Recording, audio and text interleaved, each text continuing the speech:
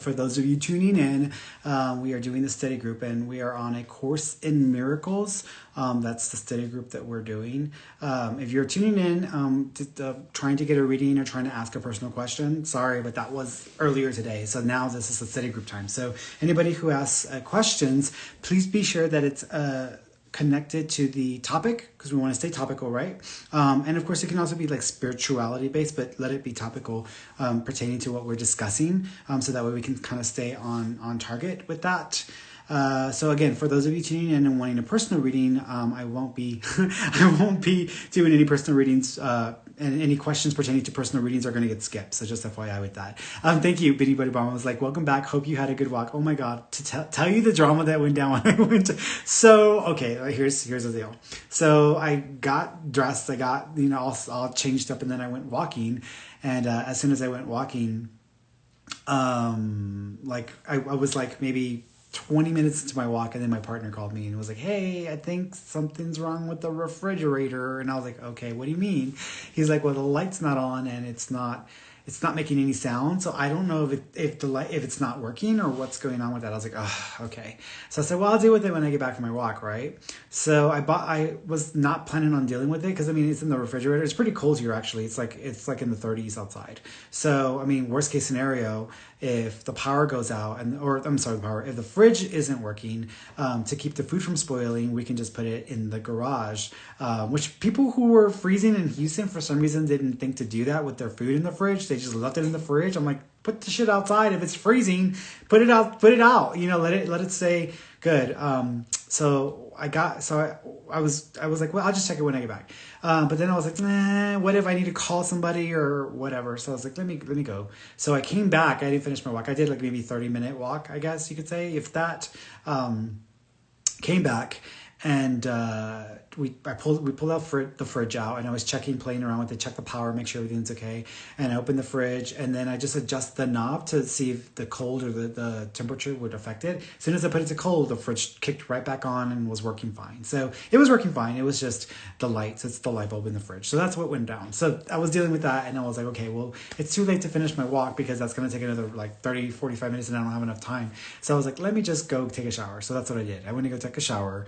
And then I was like, well, I've got some time to kill. Let me go ahead and finish some of the e-readings, because I have every day I do a bunch of e-readings, and what I do is I like to prep them for myself. So I'll go and I'll put the email, and then I'll put the questions, and then I go to the next and go to the next. So that way, and I save them in my drafts. So they're all in my drafts, and I prep them, because when I actually start doing e-readings, I do it the way that I do with you guys. I read, and then I answer, do whatever, and then send. Next one, send. So I can do like a good, honestly, I think I could do like 20 in an hour, 25 in an hour. 30 at the most, I think. But yeah, so I was like, let me just like knock some of those out. So I had a few minutes before I was done. So I was able to knock a couple of those out. Now, if I start talking during the e-readings, because sometimes I go off on a tangent as well, like I'm talking to myself, but I'm talking to y'all or to whoever the e-reading recipient is, like go into a conversation, and then I can get carried away with what I'm saying. But yeah, so that's what I did. So that was my walk. So pretty much I got like a 20-minute, 25-minute walk. I might have to do like a double walk tomorrow to make up for it, because I ain't trying to gain weight. I'm like, I ain't trying to get back to where I used to be at. I gotta maintain. So, hey everybody, okay, everybody's like, it's like, what's going on? It's like, that was the story of my life. But I try to do, if I'm going to have an off day, like tomorrow's my off day, I try to do as many e-readings as I can that I do for today, for the day before, the day of being off. So that way I don't have to worry about it on my off day, and I can literally be off and check out mentally. Because if not, then I'll have that hanging over my head, like, hey, you got e-readings to do. And I'm like, oh, okay, I do have to do it. So I try to like do as many as I can, so that way I don't have to worry about it for an off day, and I can take the actual day off. Okay, so we're doing,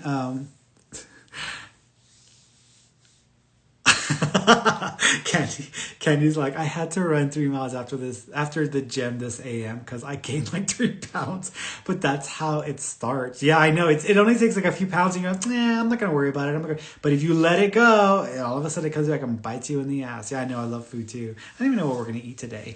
So, okay. So, sorry, Lindsay, but we're doing study group time, so there are no more personal questions for this time. I'm about to start reading for y'all. Thank you, Beady Beady Bomb, for telling everybody. All right, cool. So everybody else's question is a personal question. Okay, so we are doing a Course in Miracles. For those of you who are just tuning in for the very first time, this is a book. It is like this thick. The one that I got is this thick because I got the one with the notes. But it's a book about a woman. Her name is Helen Schumann, and she was a psychiatrist. She was also raised Jewish, and then she converted to Catholicism, and then she actually left Catholicism and just became an atheist. But she started having dreams, which led to her seemingly believing that she was having a channeling experience with Jesus. And so she was conversing with Jesus and having conversations with Jesus, or channeling Jesus. And so she would spend hours writing the notes and writing everything down. So A Course in Miracles is basically the book that they came up with together. Now, the version that's the most popular doesn't include all of Helen's notes. I wanted the notes because I'm nosy, so I want to know the details of where her mindset is at, or what's going on that's extra. I always want the extra, y'all. I'm always wanting the extra. I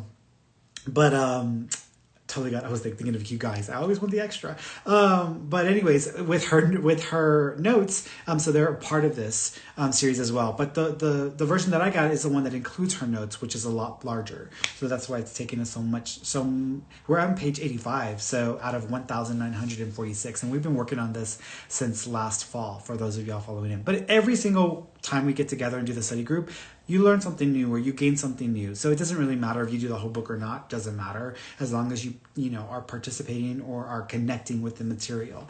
And so what I'm going to do is I'm going to read what's coming through here. I may stop and comment on some bits, but I'm going to try to read through a section, and then I'll stop, and then we'll go through questions. And for those of you who are asking about the material,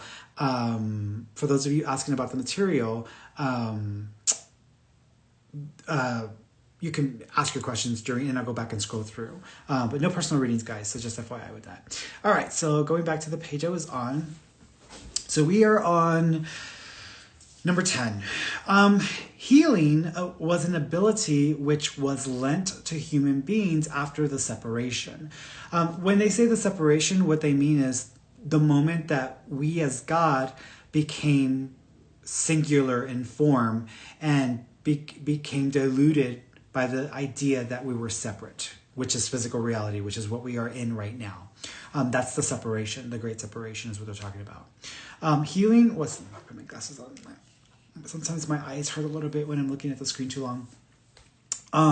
Healing was an ability which was lent to human beings after the separation, before which it was completely unnecessary. Like all aspects of the space-time belief, healing ability is temporary. However, as long as time persists, healing remains among the stronger human protections. This is because healing always rests on charity, and charity is a way of perceiving the true perfection of another. Even if he cannot perceive it himself, most of the loftier concepts of which humanity is capable now are time-dependent. Charity is really a weaker reflection of a much more powerful love encompassment, which is far beyond any form of charity that humanity can conceive of as yet. Charity is essential to right-mindedness in the limited sense in which right-mindedness can now be attained.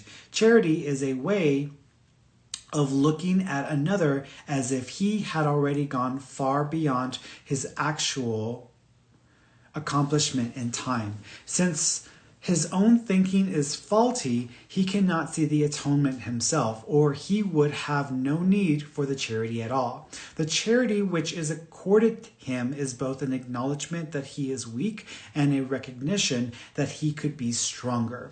The way in which both of these beliefs are stated clearly implies their dependence on time, making it quite apparent that charity lies within the framework of human limitations, though toward the higher levels.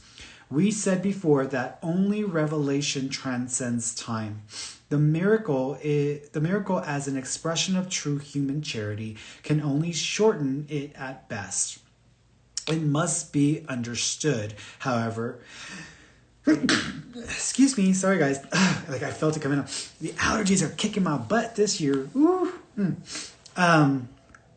It must be understood, however, that Whenever you offer a miracle to another, you are shortening the suffering of both. This introduces a correction into the record, which corrects retroactivity as well as progressively. I may have talked about this before, guys, about how when you are trying to heal or you're trying to recover yourself and get back to a more ideal state of yourself, I'm not talking about a human ideal, but an ideal version of yourself, which is whenever you feel stronger, when you feel more able, etc.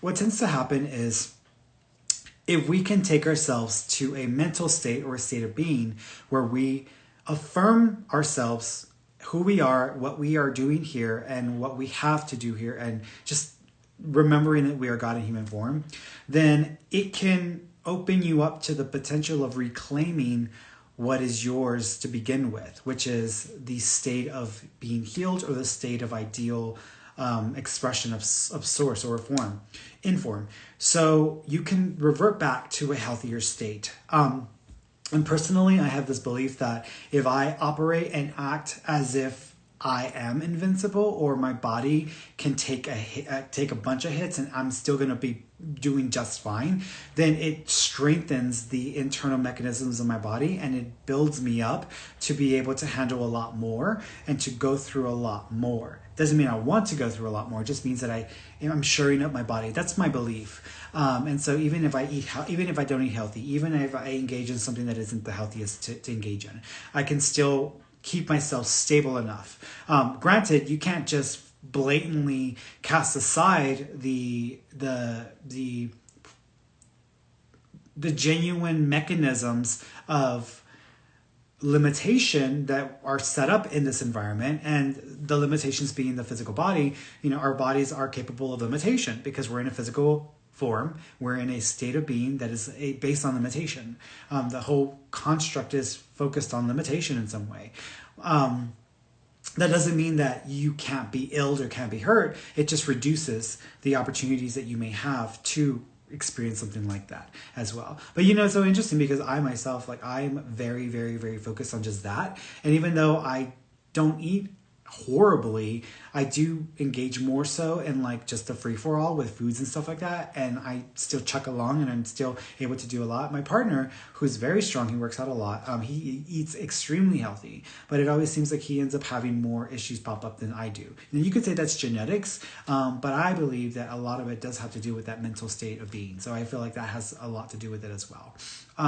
But for people who are trying to recover themselves, sometimes if a person can't take themselves back to that state because they don't even know where to start with that, or they don't even know how to embrace that, what you can do is use a charity. And what I mean by charity, I'm not talking about going to an organization that's a charity and asking for a healing. I'm talking about the charity of love or the charity of connection, meaning that when I am in a state of need and someone has the time to give or the energy to give or the attention to give to me, that's charity. I'm asking for something that is theirs to give. So that's a charity. And so whenever I used to do Reiki sessions for people and I would, act as the mechanism for healing for them, the healing wasn't coming from me. I wasn't doing anything to them. I was simply lending myself, my body, to the experience and giving God the glory, or giving my highest self, our self, God, giving God control and just going with the flow of what was going to be interacting between the person and God. And so I would go with what I felt, and inevitably people would feel more healed, or they would receive more from an experience like that than me trying to go through a traditional Reiki session. But I was the charity. I was giving of myself to allow them to be able to heal themselves, because technically they're healing themselves. If we're all connected and we're all source, they're healing themselves. They're just using me as the permission slip to do so. That's what they're talking about here when they talk about charity, the permission slip. Section number 9, the correction of fear. You believe that being afraid is involuntary, but I have told you many times that only constructive acts should be involuntary. I said that Christ's control can take over everything that doesn't matter, and Christ's guidance can direct everything that does, if you so will. Fear cannot be Christ-controlled, but it can be self-controlled. Fear is always associated let me go back over that because I didn't want to miss that. Fear cannot be Christ controlled, but it can be self-controlled. Fear is always associated with what does not matter and prevents me from controlling it. The correction is therefore a matter of your will, because its presence shows that you have raised the unimportant to a higher level that it warrants. You have thus brought it under your will, where it does not belong. This means you feel responsible for it. The level of confusion here is perfectly obvious. The reason that I cannot control fear for you is that you are attempting to raise to the mind level the proper content of lower order reality. I do not foster level confusion, but you will to correct it. Let me stop there because this is kind of a bit complex and I want to explain this properly. So I had an interesting conversation with somebody who was asking me, like, they thought that they had like negative spirits around, or that a negative spirit had attached themselves to this person. And they were like, what can I do? Or how can I keep these negative spirits away from me? And I was like, well, first of all, I said, intention is like the most functional tool you have, because when you intend to not deal with the drama of lower energy and you only intend to help people, and that is your true authentic intention, then you're going to align more so with a higher state of awareness and the state of being. You're automatically aligning yourself with high vibe energies, which means by default, you're not going to really associate or mix with the lower vibrational energies. That's one thing. Secondly, the way you think about it is this: if you're trying to speak to the angels or deal with angelic energy, then put on a pair of wings and fly up into the sky. And in doing so, you're dealing with those higher realms. Are you really going to have to walk in the mud? No, because you're flying in a higher state. That's the way that I would equate it. So what this is saying here in this instance is that Christ is telling her, you're asking me to actually consider the reality of the position of fear that you are holding within you. But the fear you are holding within you does not exist, and it is based on things that do not matter. You're asking me to care about the things that do not matter, that do not exist, and that are based in your reality because your awareness of it, not because it's an actual thing to be worried about. Because all is well, all is perfect, all is love. What you're experiencing is a form of energy in a lower state that is based on what you are identifying with or see as real, but it is an illusion that you have created and helped to precipitate, as we all have, in this physical state. So in Christ coming and trying to connect with her, saying, you're asking me to be worried about your fear and be worried about the thing that you're worrying about. Those don't really exist, and you're focused on things that don't matter at the end of the day. If you want my assistance, if you want me to engage with you, then you're going to have to bring yourself to a level that is of significance that can allow a better connection and fusion, etc. That's what's being said here. So Jesus is basically saying, you're asking me to control something that is actually not real. So it's like, okay, so how am I supposed to control something that's not real? But to you it's real, and you're holding it as if it's real, but it's not real. So I can help you with the things that are real, but that isn't real. So that's kind of the conversation and how it's going. And fear is not real, y'all. Fear is an illusion created by our desire, out of our desire to experience a lower state of being for the purpose of experience, which is why we're here. But it's an illusion. It's all like a holographic projection. It's almost like, those glasses now? People are putting those glasses on where it's almost like ultra reality or what is it, artificial reality or whatever, and they're like, and they're literally reacting. People are reacting to a simulation that is being produced for them, but it isn't real. And so it's almost like, Jesus, help me, God. It's almost like asking Jesus, please help me not fall from this, fall from this or whatever. But it's not. It's an illusionary state of being. And so our actual physical reality is exactly that. But it is so good. We were so good on a soul level in the way that we constructed and formed it that we have no choice but to buy into it and to become a participant in it, just because it is that real. And we can blame our senses for that, because our physical senses are what help to create the experience of it being real in some way. So that's where that's coming from. You would not tolerate insane behavior on your part and would hardly advance the excuse that you cannot help it. Why should you tolerate insane thinking? There is a fallacy here you would do well to look at clearly. You believe that you are responsible for what you do, but not for what you think. The truth is that you are responsible for what you think, because it is only at this level that you can exercise choice. What you do comes from what you think. You cannot separate the two by giving autonomy to your behavior. Behavior is controlled by me automatically as soon as you place what you think under my guidance. Whenever you are, and let me stop there for a second.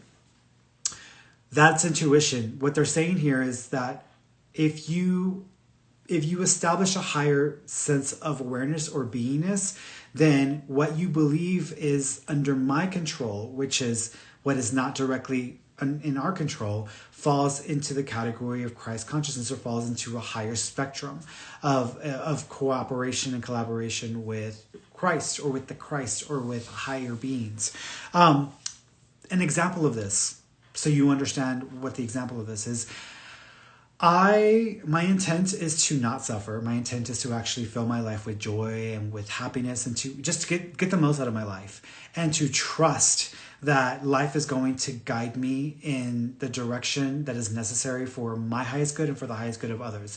And my agreement to this, my part in that, is whatever shows up for me, if it's a challenging situation that I have to work through, which would be a negative experience, or a experience where I have an opportunity to either speak in a public audience, or to, let's say, do a pilot for a series, or if it's to be a representative for spirituality in some way, those would require a lot for me to, like, okay, I'm gonna do this, because I'm still human. I still struggle with crowds. I still struggle with all of those things.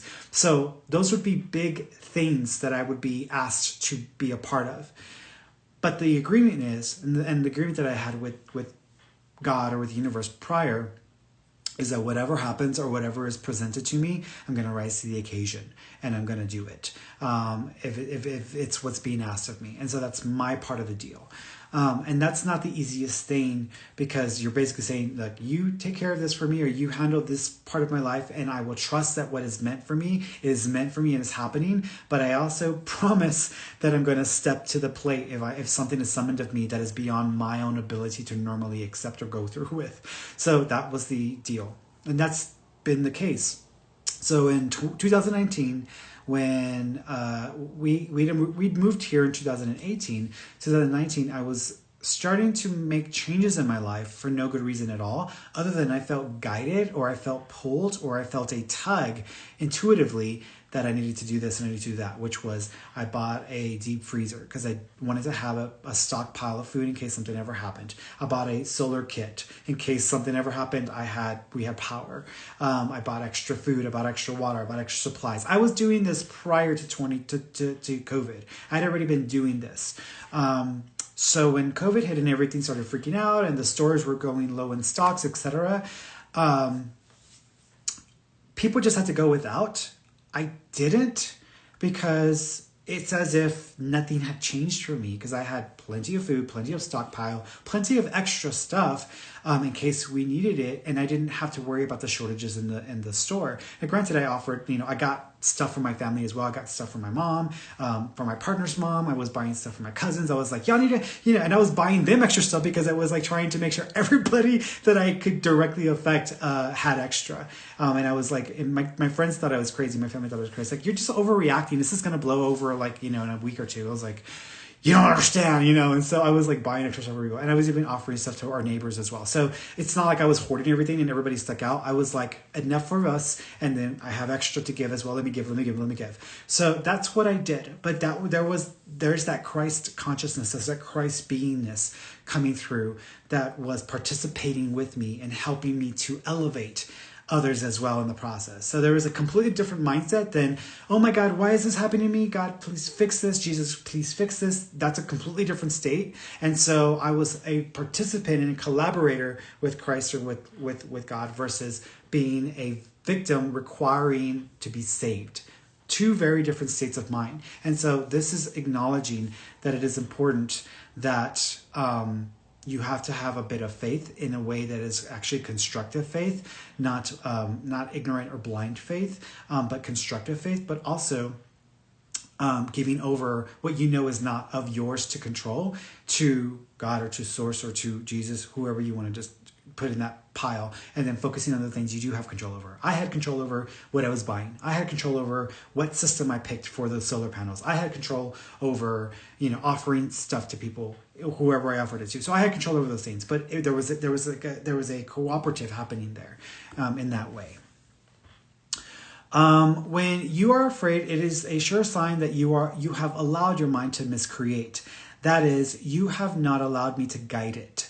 It is pointless to believe that controlling the outcome of misthought can result in real healing. Okay, let me stop there as well. That's pretty good. Because, and I've spoken on this before, when you are moving forward only in fear, without faith in what you are doing or in your own capacity to rise to an occasion, or without an intent of producing or creating from a place of love, when you only walk forward in fear, you're pretty much shooting yourself in the foot, because at that point you're no longer collaborating with God or with higher being. You're actually at that point only acknowledging a lower vibrational state, a lower frequency, a lower mindset, and you're still taking action on that, which means you're creating out of fear, not out of a sense of love and faith. Two different things. And I know it's not an easy thing to do.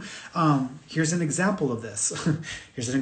So a few years ago, I had made some mistakes in the way that I handled my taxes, and I didn't pay enough during the year and said, oh no, I'll pay it all at the end of the year or whatever. Well, I severely underestimated how much I was going to have to pay. But I trusted that what I was doing was going to work for me. And I was like, it's okay. And I was fearful that I was going to make a mistake, but I was like, I'll figure it out. I will figure it out. And so I'm not worried about it. If I have to just live really cheaply and then put more money towards paying the taxes, if I need to work out a payment plan, whatever it is, I will work it out. And so what I had was, and I'll be honest with you guys, because I like to be transparent, I owed $23,000 to the IRS. And that's for 1 year. That was for 1 year of business. And I was like, oh my God, I didn't think it was gonna be that much. I thought maybe 6,000 or 8,000, but math is not my strong suit. Now, something like this can happen because I have systems in place, which is part of what I'm gonna say. But back then I was like, and so I was like, oh my God. But during the year when I was working in what I was doing, I wasn't worried about it. I was like, whatever happens, I will work it out or I'll figure it out. I always figure things out. I always, find a way out of things if something becomes an issue for me. And plus I did put away some money. So I did have some money to play with. It wasn't like I had zero money. I just didn't have enough to cover that entire amount. So once we got to the end of the year and I had to pay my taxes, I was like, okay. And so, but throughout the year, whenever I would get worried about it or whenever it would bother me, I would be like, okay, what do I do? And so I would just try to reduce an expense or trying to reduce something, because I was like, okay, well, that's what I have control over. I can cut my, limit my spending or reduce my spending. But I also was like, you know what? I kind of need to be prepared in case, I do need extra money for my business or whatever. So I applied to different, different lines of credit. So towards the end of the year, when this all came up, I took constructive action, but I didn't sit there and spend hours and hours and hours worrying. I was like, I may have worried for 5 minutes, maybe less, and was like, okay, that's enough worrying. I don't really want to put that energy out there. I need to focus on constructive ways of making this work for me or just doing the right thing. And so I focused on work. I focused on doing more stuff for people. I focused on what I could. Fast forward, one of the lines of credit was approved, and I was able to use that to pay off what I needed to pay off for the taxes. And then I was also able to prepare for the next year after that, because I put systems in place so I don't ever have to deal with that situation again. So now I don't have to worry about paying my taxes. I always pay my taxes, just so y'all know. But that's what happened. But it worked out right in the right timing, and it actually happened right around the time I needed it. So that's one example of this. And then I was able to pay back the money that I owed for the business line of credit too as well. So I was able to do that the following year as well. So, but But that's an example. That's a representation of what you do as far as creating out of faith and love, and then focusing on what you could do to produce positivity or love in this world, and not sitting with fear and focusing on building everything around fear, because fear will just produce more fear and will bring more that will fuel the fire of fear inside of you. So going back to this. Okay, number 5. The correction of fear is your responsibility. When you ask for release from fear, you are implying that it isn't. You should ask instead for help in the conditions which have brought the fear about. This always entails a willingness on the part of your separated mind. At this level, you can help it. You are much too tolerant of mind wandering, thus tactically condoning your mind's miscreations. The particular result never matters, but this fundamental error does. The fundamental correction is always the same. Before you will do anything, ask me if your will is in accord with mine. If you are sure that it is, there will be no fear. Fear is always a sign of strain, which arises whenever the will to do conflicts with what you do. This situation arises in 2 major ways. You can will to do conflicting things, either simultaneously or successively. This produces conflicting behavior which would be tolerable to the self, though not necessarily to others, except for the fact that the part of the will that wants something else is outraged. 2, you can behave as you think you should, without entirely willing to do so. This produces consistent behavior, but entails great strain within the self. 7. If you think about it, you will realize that in both cases, the will and the behavior are out of accord, resulting in a situation which you are doing what you do not will. This arouses a sense of coercion, which usually produces rage. The anger then invades the mind, and projection in the wrong sense becomes likely. Depression or anxiety is virtually certain. So let me stop there, and I'll actually stop there because I think that's a good stopping point. What they're acknowledging here is that what ends up happening is that we basically set ourselves up for disappointment with God, with the universe, etc. And so if you want to do one thing, if your intention is to do one thing, but your action, your behavior, your main thinking of the day is focused on something different, those are conflicting things. You're not in alignment. And so that there is an example of a misalignment. This produces conflicting behavior, which would be tolerable to the self, though not necessarily to others, except for the fact that the part of the will that wants something else is outraged. And so, in other words, at that point, when a person has created a conflict within themselves, they will suddenly, and if that person is, let's say, religious, or they believe in Jesus, or they believe in God, or whatever, and they're praying for something to change, at that point, this creates an interesting dynamic within them, where they don't realize that their actions, their mental focus, their thinking, and their emotional state of being is aligned to the thing that they no longer want, because that's where they're spending most of their energy with that on. So they don't realize that that's what's happening, and they're fixating and focusing on what they don't want, simultaneously obsessively thinking about what they would prefer or what they desire instead, but not doing any thinking to follow through with that, not doing any emotional work to connect emotionally and bond with that, or not doing any physical work to change the circumstances of their lives. So they obsess and desire one thing out of a reaction internally from the suffering, but the suffering that is the thing that is causing them suffering is where their thoughts, their emotions, and their actions are focused on. So that conflict creates that. So then they get upset with God or Jesus, because they're like, I've been praying and praying and praying, and God will not bail me out. And so I'm so pissed. And so they become angry, or they become very uninspired, or they become very deflated. And they either become angry with life, with people, with themselves, or with God. And the people around them are going to be aware of that and be like, what the hell's your problem, girl? Like, what's wrong with you? I actually had a client earlier today where she was dealing with some issues in her life. And there's really not much more she could do around that except to let whoever's supposed to handle that. But she wanted to start her own business. And so she was conflicted because when I asked, like, what have you done to start the business? There was zero. There was nothing done to that. And there was no money put in that direction. But when, she talked about the thing that was going wrong, or the drama that she was dealing with, and the people she had paid to basically put her through that, it was like, girl, what you doing? Like, you put your money towards the thing you don't want to deal with. You put your money towards the drama in your life. You're obsessing about it every single day. You're thinking about this. You're consuming a lot of energy just doing this. And you look pissed as hell and you got resting bitch face. And so that's not a good look for you on any level, whether it's physical, whether it's emotional, whether it's mental, whether it's spiritual. That's not a good look. That's not a good place to be fixated in. And so I said, what have you done? What are you waiting for an angel to descend from the heavens and to deliver this to you or not?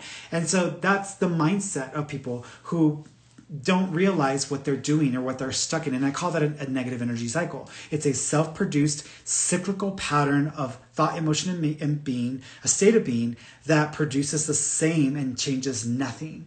And then becoming upset or resentful or angry because what you want hasn't shown up. You continue to obsess over this other thing. And on top of that, you're angry with people or with God because it hasn't been done for you. And so that's what they're referring to here, is a reference to that as well. And so you always have to make sure that you're in alignment with yourself, because if you're not aware enough, you're not self-aware enough, you're going to start to act one way and be one way, but yet your intention is the exact opposite. And so you can speak on it as if it's, and I have friends who I'm like, there's like a girls club and they get together because they do like they do like, I guess, goal setting or planning or entrepreneur like club. It's like an entrepreneur club. All these people who say they're entrepreneurs, but they have zero businesses under their belt and they have zero energy that they've invested in the businesses. So entrepreneur is like that new like fad that people think that they are, but they're actually not. You can't just call yourself an entrepreneur. You have to take one action in the direction of being an entrepreneur. If you take one, then you can say, okay, I'm an entrepreneur, for as long as that action is going to be, consistent or sustainable, and then you keep doing it, you can continue to call yourself an entrepreneur. But if you call yourself an entrepreneur because you went and you looked at and you researched a good business idea, but then you did zero to follow through with that, and it's already been like 2 weeks, then you're not an entrepreneur. You're just simply someone on a kick. And so that's what we're talking about. Two different paths, two pulls in two different directions is how I'm describing it or referring to that in that way. All right, so let me go over to the questions here, guys. So, Sarah says, sometimes people get stuck in that negative cycle because it's all they've known. It is a learned response. True.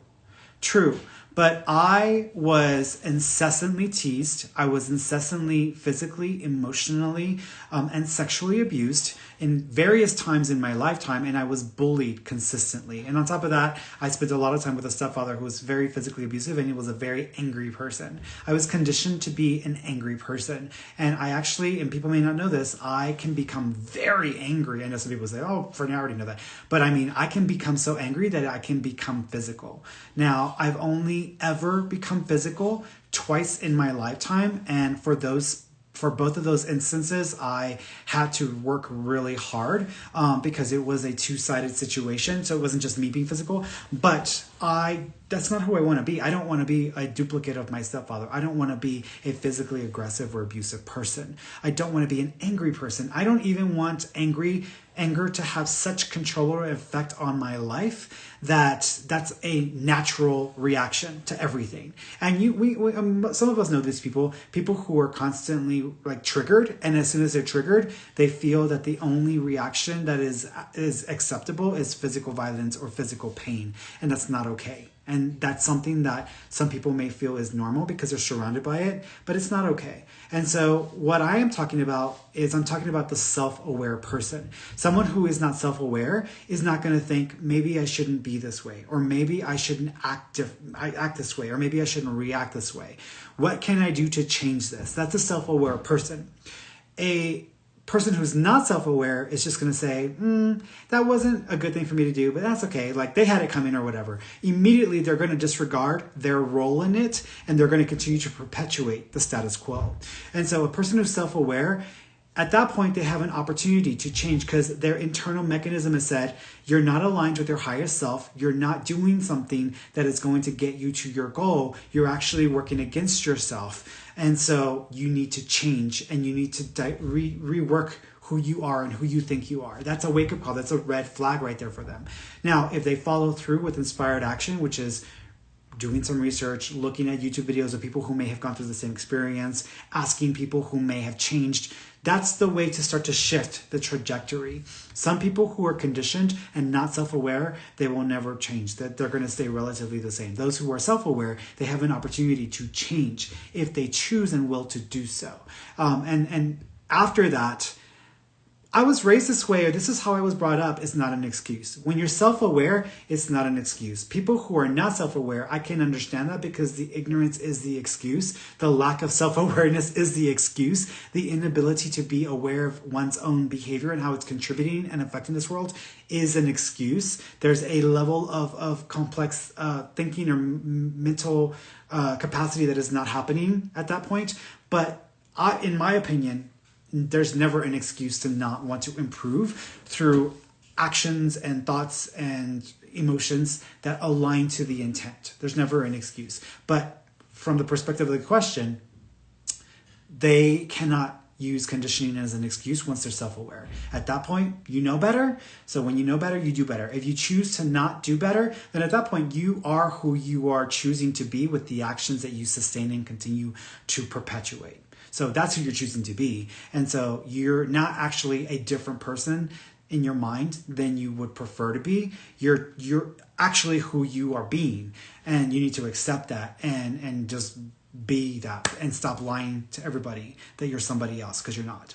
You're not. So that's what I would say. Let's go through here. So let's see some of these questions here about the content itself in our study group time.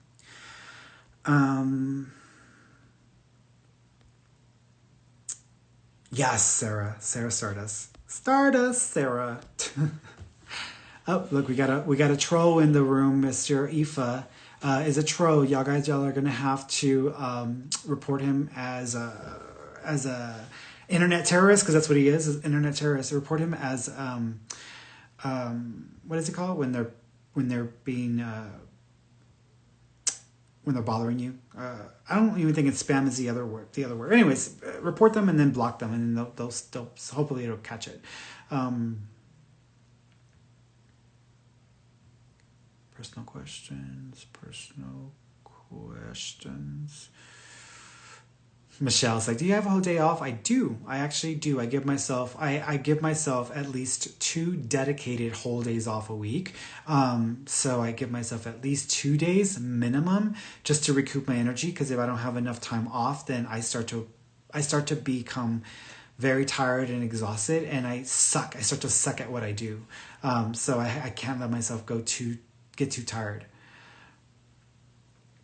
Oh, Cassidy's like, my husband fixes appliances. You know what, Cassidy? Like, he might just be, he should teach people how to fix stuff and then charge them for it, because he might be able to make some more money doing that as well. But honestly, like, I think that is there aren't enough repairmen in this world, girl. There's just that I wish there was a lot more people who would just fix things or repair things, because we are so wasteful. And like this whole, I'm going to keep it for 1 year and throw it away is ridiculous.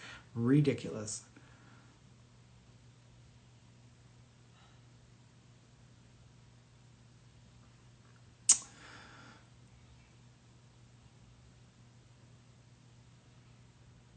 Yeah, I call it lower level of reality. People, the reason why I don't like to call it evil, or I even don't like the word bad. I just call it low level, like reality, or low level vibes or energy, or low level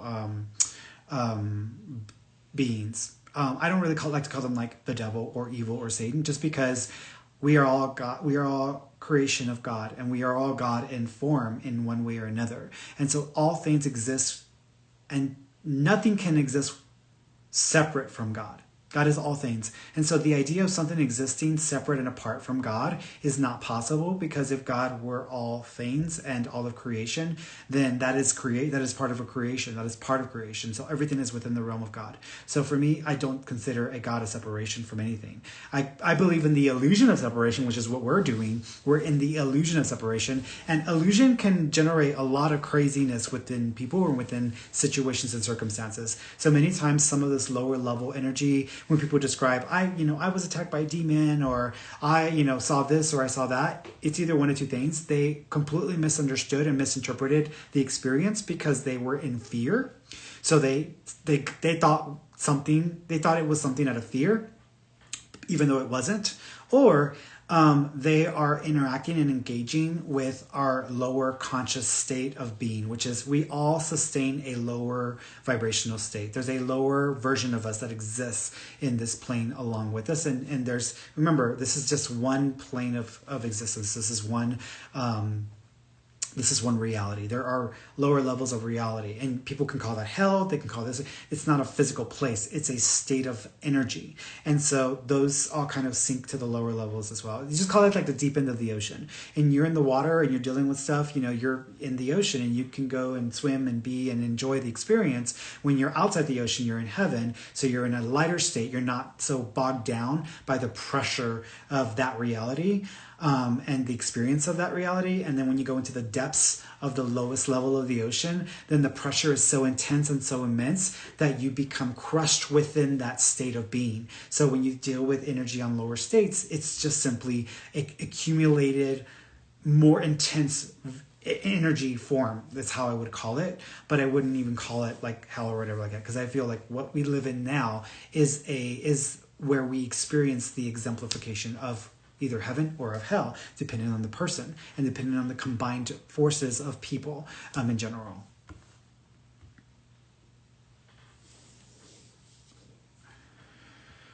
Michelle's like, fear exists in our minds, than that we created. So fear is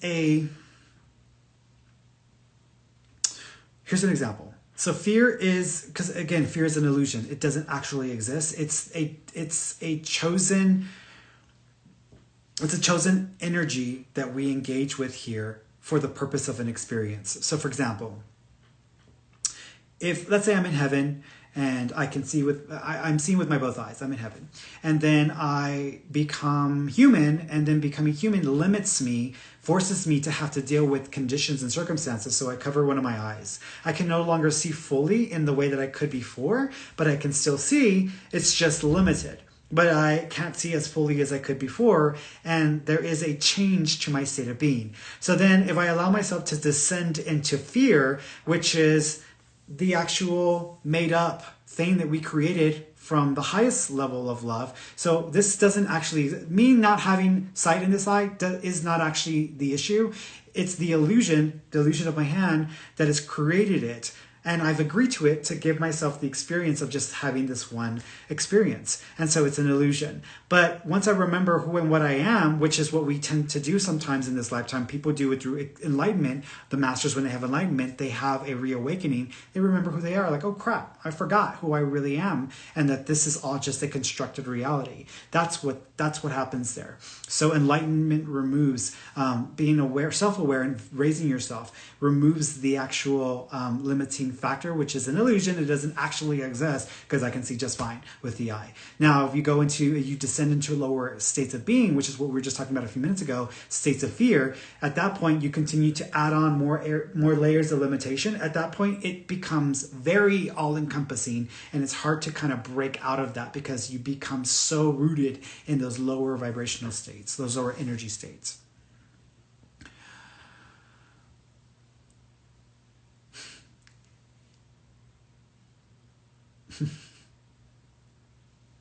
Oh, Cassidy is like, I bought a lot of extra stuff too before COVID, and I just felt the need to prepare, even though she's acknowledging this before COVID, and then she also had a bunch of toilet paper that she gave away, or she played the casinos with the toilet paper rolls. That's what she did. That's what you did, Cassidy.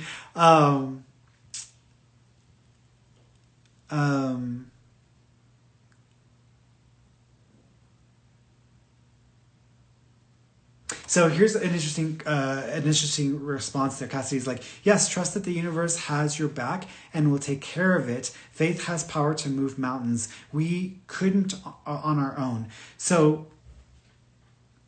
those are two things that I want to address. One is, our universe has our back no matter what we choose. God has our back no matter what we choose. If I choose to live crappily and I choose to completely give all of my energy and time to sustaining and supporting a cycle of negativity, God has my back. The universe has my back. And I'm going to get exactly what I'm asking for, which is where my attention is, where my focus is. Same thing on the opposite spectrum. So the universe has your back no matter what you do. The question is, what do you want the universe to support? What do you want the universe to help you focus on? Because one minute of prayer in an entire week isn't going to undo all of the thoughts, all of the emotional reactions, all of the actions you've taken for the entire week. So what you are asking of the universe is where all of your energy is going to. What you are not asking the universe for is where your energy is least going to.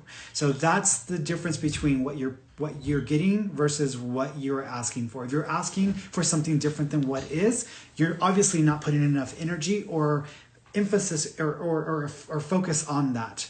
And so because of that, then you're going to continue to perpetuate and continue to cycle back around over and over and over again until you make the change. This is why I tell people, don't ask God for a bailout. You bail yourself out first. The universe will respond in kind. If you bail yourself out, then the universe will say, hey, now that they're helping themselves, let's add to that pile. So whatever, it's almost like, think of it as a deal with the universe, where if I make a deal to get backed up by the universe, then I have to put in $100 into my savings account, but the universe is going to put in another 100 or another 200 to match my energy.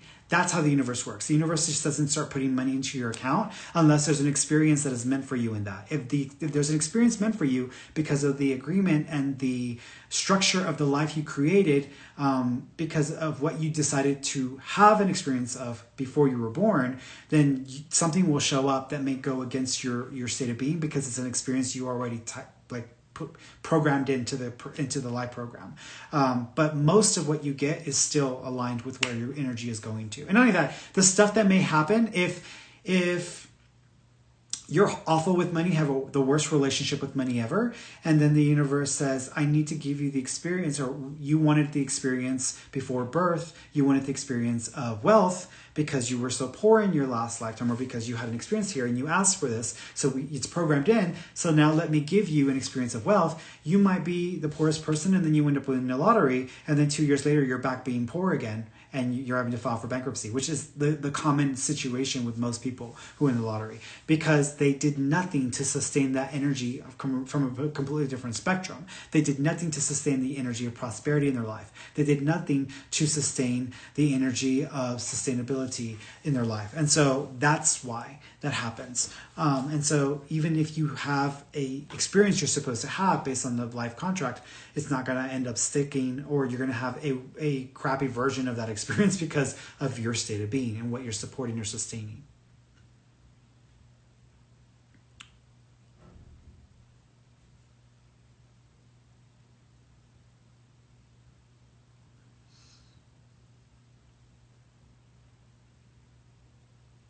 Yeah, the same thing, Cassidy, same thing. Yeah, I know someone who always starts out expecting everything to go wrong, and it always does. Yes, I know people like that as well, my partner being one of them. And you would think it's funny because even though we're partners, he is literally the opposite energetically from like producing and manifesting than I am.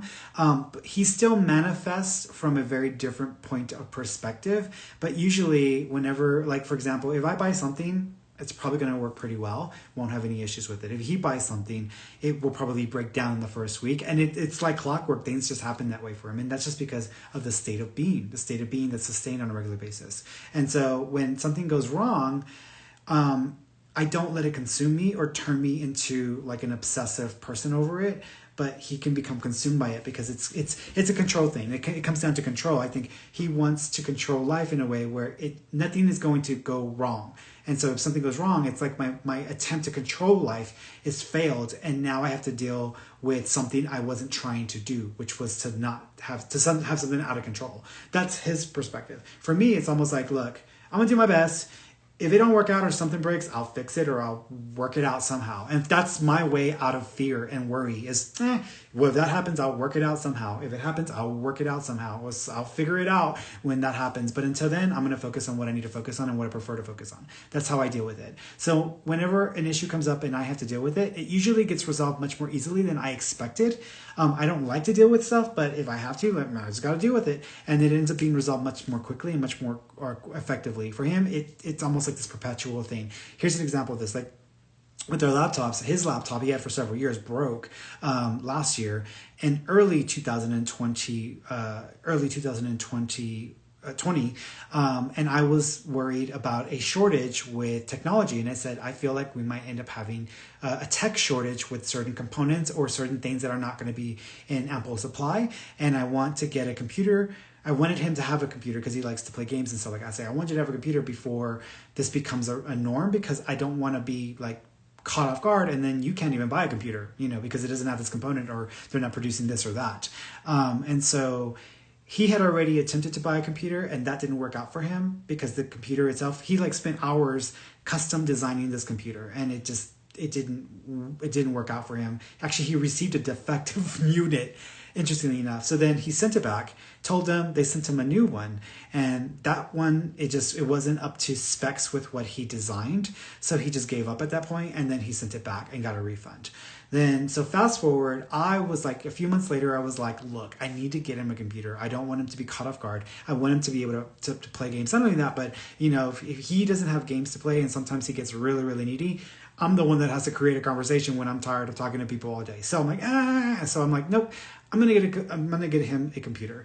So I bought one for myself and told him I needed a backup because in case something goes wrong, I don't want my computer to break and then I'll have nothing because my business is based on this. So that's what I said, but I bought it for him. And so I got the computer and I set it up there. I said, hey, I'm going to leave this out. Can you test it for me and see if it works okay with the games or whatever? Because I want to make sure it's going to work. Yeah. So he did that and it just stayed out there. And literally it's his computer now. So it's worked fine. Hasn't really had issues at all. But that's just the energy level. It's the difference in energy. And because he believes that it's not all like on him, he can use it and it's going to work fine. For myself, it's a different story. Just because I don't care, whatever breaks or whatever doesn't work, I will find a way to fix it and I'll fix it quickly. And that's inevitably the case. So I don't have to deal with as much issues in that way. So that's another example of that. It's how I was explaining that. Let's see. Okay, there's the good one. Inspired action before. Okay. All personal questions. Again, no personal questions. This is study group time. All right, so that's it for those. Let me go over here, see if anybody's here, because I think I'm done, and I'm at my 8 o'clock. I was supposed to stop like 14 minutes ago. Yeah, that's it. So we'll end it there, guys. So, all right, guys, I love you all. I will be back on Friday for our Conversations with God study group. Until then, please take care.